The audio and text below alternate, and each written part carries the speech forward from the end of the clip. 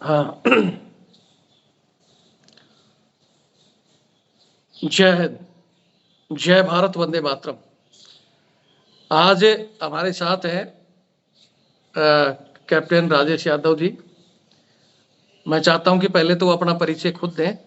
Sir, आप अपना परिचय बताइए, जो भी हमारे साथ आपको देख रहे हो।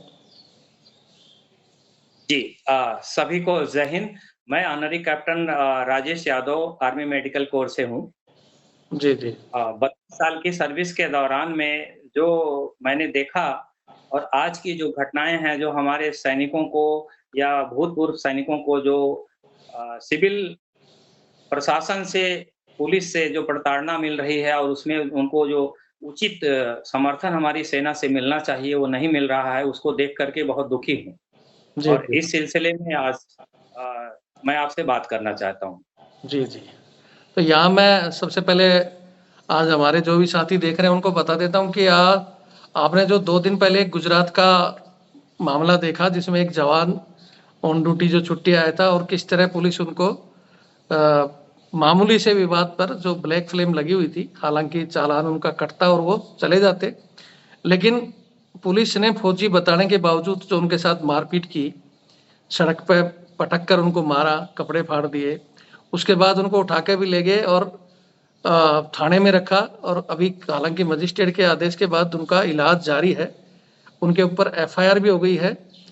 और दूसरा, अभी तक सेना की एक टीम तो आई है, लेकिन ना ही तो उनको आर्मी हॉस्पिटल में शिफ्ट किया गया और ना ही मारने वालों पर कोई एफआईआर हुई।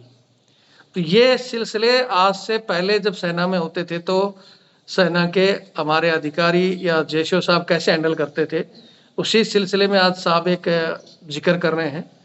जब साहब उस समय साहब कहाँ थी पोस्टिंग आपकी? मैं रांची में था, मैं हाँ। सूबेदार था, आज से करीब 15 साल पहले की बात है ये। जी, जी, जी। तो आप बताइए साहब, ये रांची का मामला है और क्या हुआ था साहब, थोड़ा-सा बताइए? मेरा मेरा एक एनसीओ आउटसाइड रहता था, उसको क्वार्टर नहीं मिला था, तो सिविल में किराए पे रहता था।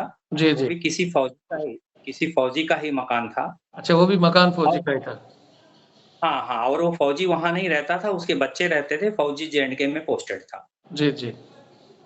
तो एक दिन मेरा एक एनसीओ ड्यूटी पे नहीं आया, तो मुझे मेरे और जवानों ने बताया कि सर आज ये हवलदार नहीं आए हैं।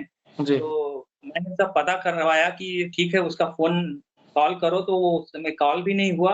तो मैंने उसके घर किसी को भेजा, तो पता लगा कि उसकी वाइफ़ रो रही है और उसको पुलिस पकड़ के ले गई। जी, जी, जी।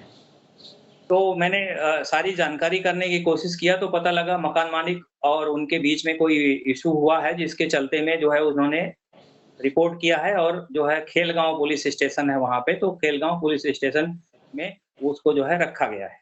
अच्छा, उठाकर वो ले मैंने गए अपने उनको। उस हाँ, मैंने जी। उस समय जो है ऑफिसिएटिंग कमांडिंग ऑफिसर को संपर्क किया, तो उन्होंने कहा कि ये पुलिस का मामला है और तुम इसमें जो है इन्वॉल्व मत हो। अच्छा, मतलब आप उस समय कंपनी सूबेदार की ड्यूटी कर रहे थे साहब? जी, जी, मैं पॉलीटेक्निक ये पॉली क्लिनिक का जेसीओ इंचार्ज था, उसमें जो है वो आर्मी मेडिकल कोर में जी, जी। वही ड्यूटी है जो कंपनी सूबेदार की है। हाँ, हाँ। तो वो आपने अपसेटिंग जो सीओ की ड्यूटी कर रहे थे, ट्वाइस ही साहब को बताया? हाँ, उनको बताया तो उन्होंने कहा कि अगर उसने किया है तो वो भोगेगा, ये पुलिस का मामला है, साहब आप बीच में मत पड़ो। अच्छा। क्योंकि उससे पहले जब भी कोई ऐसे मैटर आता था जवानों का तो मैं इन्वॉल्व होता था, अपने जवानों को बचा के लाता था। जी, जी। मेरी वो आदत से वो वाकिफ़ थे, जी। इसीलिए उन्होंने मुझे वार्निंग किया। हाँ, हाँ, हाँ। फिर? फिर मुझसे रहा नहीं गया कि वे मेरा जवान अगर पुलिस की कैद में है और मैं चुपचाप रहूँ और जी। संडे एन्जॉय करूँ, वो मुझसे बर्दाश्त नहीं हुआ। जी। तो मैंने जो है सीओ साहब जो छुट्टी पर थे, मैंने उनको कॉल कर दिया जी, जी।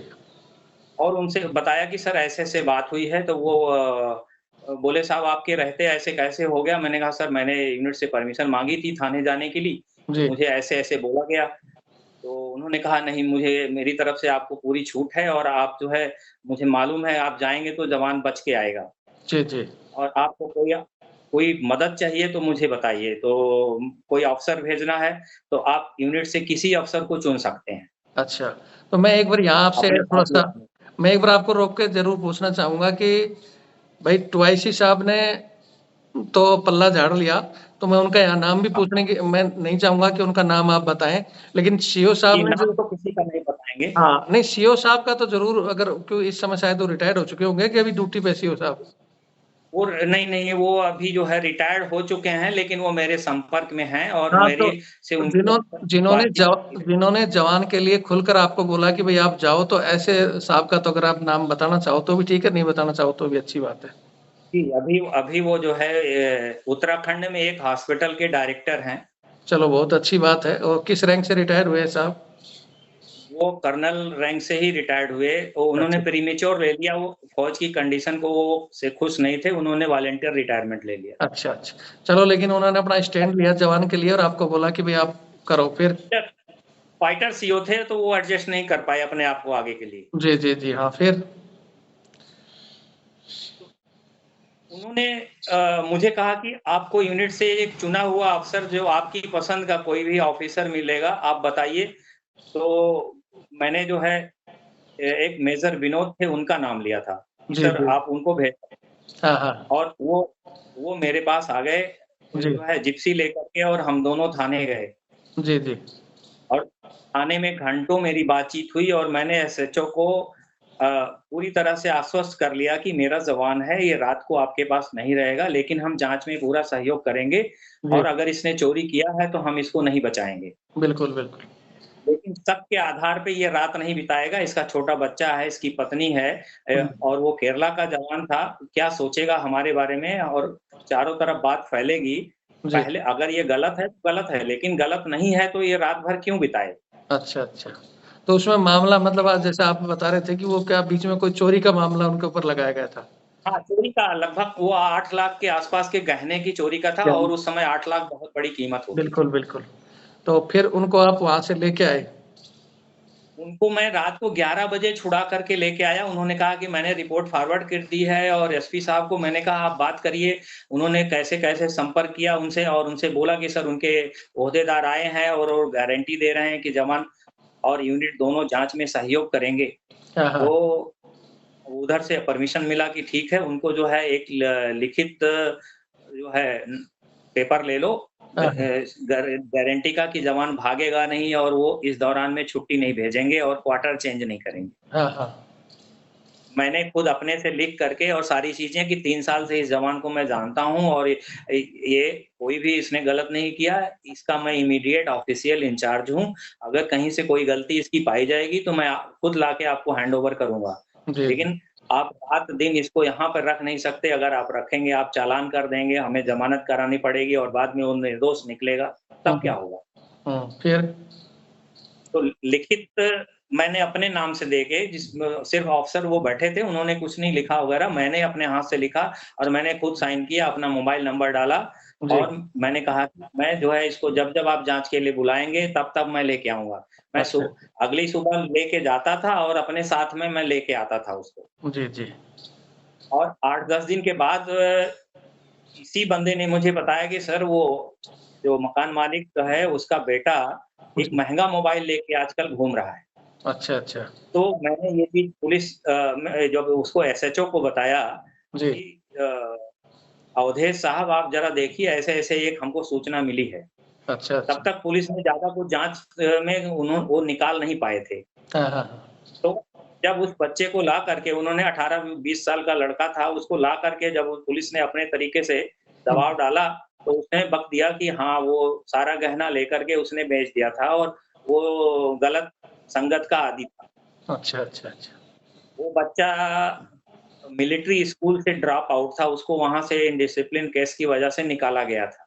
अच्छा अच्छा तो उसी ने ये सब जो है किया था, और उसी ने माँ को इस तरीके से प्रभावित कर दिया था कि माँ भी बोल रही थी कि नहीं, मेरे किराएदार ने ही चुराया होगा।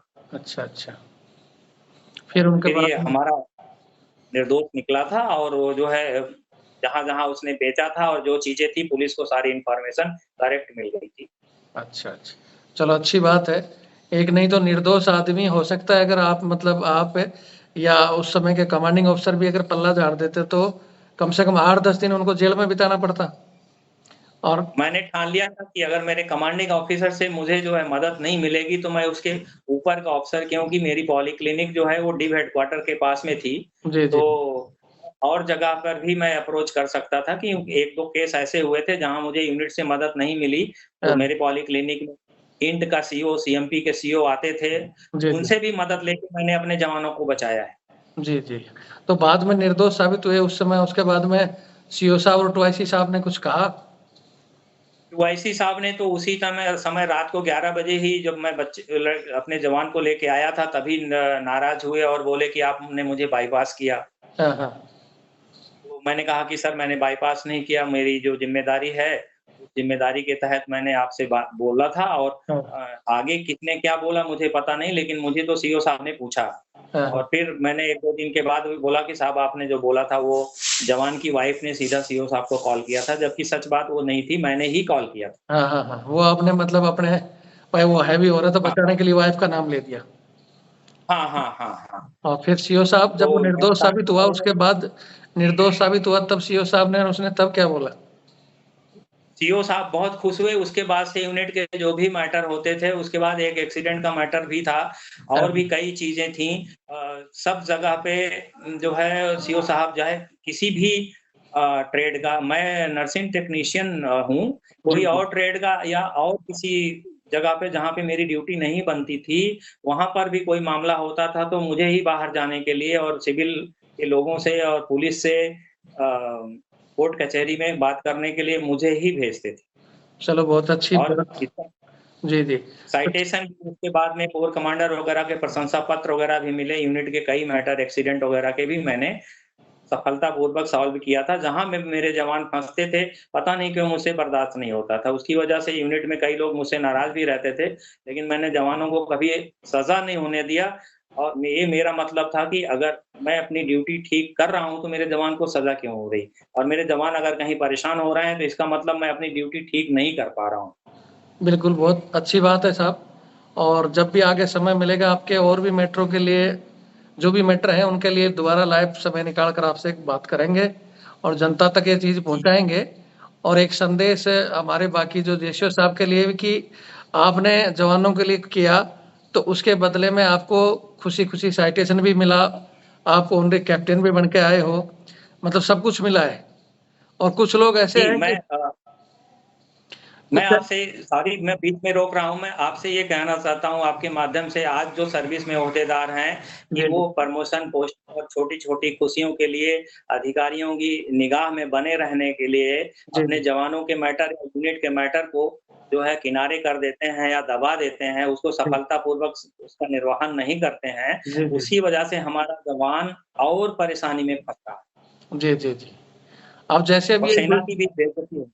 जी, जी, जैसे गुजरात में अभी ये जो हुआ, अभी हालाँकि इसकी यूनिट तो दूर दूर थी बंदे की, वहाँ यूनिट तो नहीं थी लेकिन ऐसे मामले में वो यूनिट से संपर्क करे और यूनिट वहाँ के कोई भी नियर बाय स्टेशन हेडक्वार्टर को या नज़दीकी यूनिट को बोले और वो लोग जाते उसकी मदद करें तो शायद वो वहाँ से बाहर आ सकता था जवान, मैं लेकिन अभी तक आया अहमदाबाद नहीं। में हूँ मैं अहमदाबाद में रहा हूँ और वहाँ पर भी जो है सारा जो अपना 11 डिव है, डिव जी, हेडक्वार्टर है, वहाँ पे सीएमपी है, वहाँ पे इंट है और वो एक बड़ा स्टेशन है, बिल्कुल मदद की जा सकती है, यूनिट को अप्रोच करना चाहिए था अपने जवान को कहीं भी अगर वो गलत है या सही है वो बाद में देखा जाएगा, तत्काल जी। मदद उसकी ज़रूर होनी चाहिए। मैं वही तो कह रहा हूँ कि आज उस जवान को अभी तक हिरासत में ही इलाज चल रहा है उसका। आज भी एक वीडियो उसका मैंने देखा था जिसमें उसको इलाज तो दे रहे हैं लेकिन उसके साथ बाकायदा दरवाजे पर पुलिस खड़ी है, अंदर भी पुलिस खड़ी है।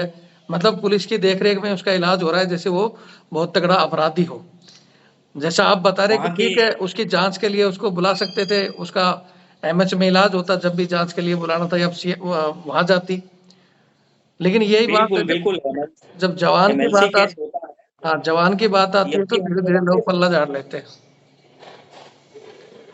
ये चीज़ जो है हमेशा हो रही है और मैं आपको एक सैल्यूट करता हूँ कि आप हमेशा इस चीज़ को उठाते हैं और बिल्कुल, बिल्कुल सच्चाई सर। के साथ खड़े रहते हैं। मैं पिछले 4-5 सालों से आपको फ़ॉलो कर रहा हूँ, लेकिन जब तक यूनिफ़ॉर्म थी तब तक मैंने कभी कॉल या कोई संपर्क नहीं किया। जी, जी, जी। तो उसका भी प्रोटोकॉल सर्विस प्रोटोकॉल को भी निभाना था, लेकिन अभी मैं खुले दिल से कहता हूँ कि मैंने अब यूनिफ़ॉर्म उतार दिया है और आपके हर कदम को मैं सराहना करता हूँ। Thank you sir, thank you. बहुत-बहुत धन्यवाद आपका। और आप ही की तरह मैं तो चाहता हूँ कि रिटायरमेंट के बाद हमारे जितने भी ऑनरी कैप्टन साहब हैं, सूबेदार मेजर साहब हैं या हवलदार एनसीओ हैं, जो भी हैं, सब धीरे-धीरे हमारे कुछ और भी पॉइंट हैं, उन मुद्दों पर भी हम अलग से कभी चर्चा करेंगे। और जी, इन जी। इन चर्चाओं के ज़रिए हम अपनी बात को ऊपर तक पहुँचा सकते हैं, बहुत चीज़ें हल हो सकती हैं। भाई ज़रूरी नहीं कि कहीं जी, ग्राउंड में बैठ के लड़ाई आज के युग में लड़ाई जीतने के लिए अपनी आवाज़ के ज़रिए बोलते हैं ना, कलम से भी क्रांति आती है। आज कलम तो नहीं है, बिल्कुल, कलम की बिल्कुल। जगह ये जो हम दिखा रहे हैं ये कलम ही है। पहले लिखित पत्र होते थे, आज ये सीधा मीडिया डिजिटल सीधे तैयारी। हाँ, ये डिजिटल युग है और डिजिटल युग में जो है हाँ, जो सर्वोच्च टेक्नोलॉजी है उसका इस्तेमाल आप बि कर रहे हैं, इससे जी, जी। बेहतर और क्या होगा? बिल्कुल। और ये अगर हर आदमी बोलने लगे तो बहुत चीज़ें सुधर सकती हैं। तो उस विषय में कभी दोबारा बिल्कुल। फिर समय मिलेगा तो उन चीज़ों पर भी डिस्कस करेंगे। और आपका बहुत-बहुत मतलब मैं धन्यवाद देता हूँ कि आपने अपना समय निकाला और आगे भी आपसे डिस्कस करते रहेंगे। और कोई आपके मन में जी, कोई जी। पॉइंट है तो आप बता सकते हैं सर। जी, बिल्कुल, मैं अभी जब भी कभी समय मिलेगा वीडियो तो लंबा हो जाएगा, लेकिन जी, जी। कभी मेरे पास बहुत सारी ऐसी घटनाएँ हैं, जहाँ पे चलिए, मैंने अपने आप को जोखिम में डाल कर के जवानों को बचाया है। तो और उसके लिए जो है मैं कभी पीछे नहीं मुड़ा, कई बार मेरी छुट्टी रुकी, कोर्ट ऑफ इंक्वायरी में इन्वॉल्व हुआ, जी, जी। लेकिन मैं कभी पीछे नहीं झुका। अगर मैं एक डिप्लोमा होल्डर था, तो मैं सिपाही से सीधा नायब सूबेदार था, मैं कभी अ लांस नायक, नायक या हवलदार नहीं रहा हूँ, कभी मैं जी, जी। फीतियाँ नहीं सिलाई है। जी, जी।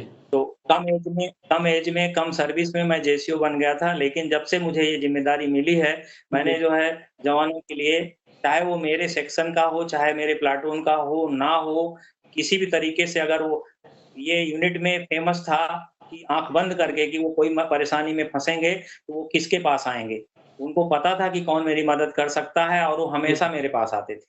बिल्कुल, बिल्कुल। नहीं, बहुत सी समस्या तो साहब अगर हमारा जो बीच का लेवल है, जेसीओ हैं या सीनियर जेसीओ हैं, सूबेदार मेजर हैं, अगर वो चाहें, तो फ़ौज की 50% समस्या वहीं खत्म हो जाए। नहीं, लेकिन ऑफ़िसर्स भी कई बार हमें छूट देते थे, कई बार अलग-अलग मैटर पे नहीं मिलती थी, लेकिन कई बार वो कहते थे कि अगर यादव साहब हैं, तो ये मामला सँभल जाएगा, ठीक है, बिल्कुल। उनको रहने दो, वो कर लेंगे। जी, जी, जी, जी। तो इन चीज़ों इतना पर भरोसा हो गया था लोगों जी, जी। तो इन चीज़ों पर डिस्कस करेंगे, अभी तो वीडियो लंबा हो गया, क्योंकि समस्या तो सबको है और चाहते भी हैं लोग समस्या दूर हो, लेकिन समय कौन निकाले? इसमें भी बहुत से लोग बोल जी, देंगे जी, कि वीडियो लंबा है, जबकि वीडियो कोई भी जब चाहे जब छोड़ सकता है, लेकिन फिर भी लिखने वाले लिखते हैं।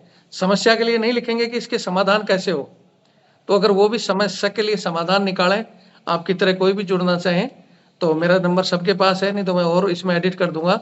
और मैं चाहता हूँ कि आप ही की तरह और भी हमारे जो रिटायर्ड जवान जेसीओ या अधिकारी कोई भी चर्चा करना चाहे, तो हमारे इस मंच पर उनका स्वागत है। बाकी बहुत-बहुत धन्यवाद साहब। जय हिंद आपको स्पेशल मेरी तरफ से। धन्य